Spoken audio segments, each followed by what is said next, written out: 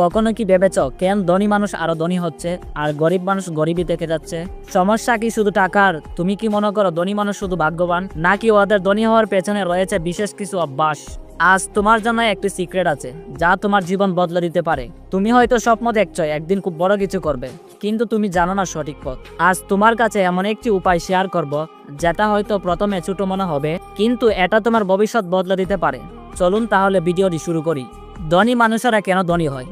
কারণ তারা টাকাকে খরচ করার জন্য নয়, ইনভেস্ট করার জন্য ব্যবহার করে। ধনী মানুষ শুধু টাকা খরচ করার জন্য ব্যবহার করে না, তারা এটাকে দেখে একটা সুযোগ হিসাবে, আর এই সুযোগ তাদেরকে আরো আয় এনে দেয়। ভাবো, তুমি 1000 টাকা পেলে, এই টাকা দিয়ে বেশিরভাগ মানুষ কি করবে? নতুন জামা কিনবে, অথবা রেস্টুরেন্টে গিয়ে খাবে, অথবা সিনেমা দেখতে গিয়ে খরচ করবে। কিন্তু একজন ধনী মানুষ এই টাকা দিয়ে কি করে? সে এই টাকা ইনভেস্ট করে এমন কিছুতে যা তাকে আরো আয় এনে দিবে। উদাহরণস্বরূপ, নতুন একটা স্কিল শেখার কোচ, অথবা ছোট একটা ব্যবসা শুরু করা, অথবা শিক্ষামূলক বই পড়া। এগুলো তাদেরকে আরো উন্নত করতে সাহায্য করে। তারা জানে টাকা খরচ করার জন্য নয়, বরং টাকা বাড়ানোই আসল কৌশল। তুমি যদি আজ থেকে শুরু করো, নিজের উপর বিনিয়োগ করো আর নিয়মিত শিখো, তাহলে তুমি এমন এক ভবিষ্যৎ তৈরি করতে পারবে যা আজ তোমার স্বপ্নের বাইরে। তবে সমস্যা হলো, বেশিরভাগ মানুষ টাকার বিষয়ে একটা ভুল শিক্ষা পায়। তারা ভাবে টাকার সঙ্গে সুখ আছে, কিন্তু বাস্তবে টাকা সঠিক ব্যবহারের মাধ্যমে সুখ আসে।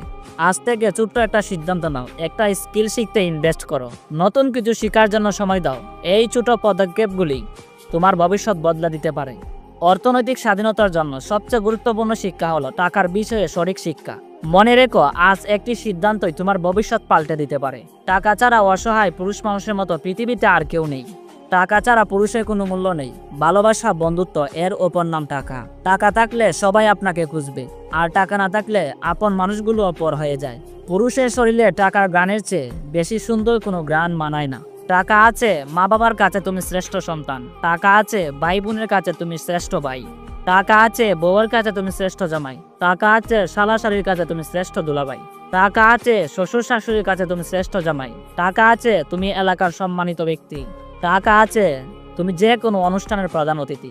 টাকা আছে তোমার যোগ্যতা না থাকা সত্ত্বেও তুমি এলাকার কমিটি। টাকা নাই, কুত্তার দাম আছে, তোমার দাম নেই।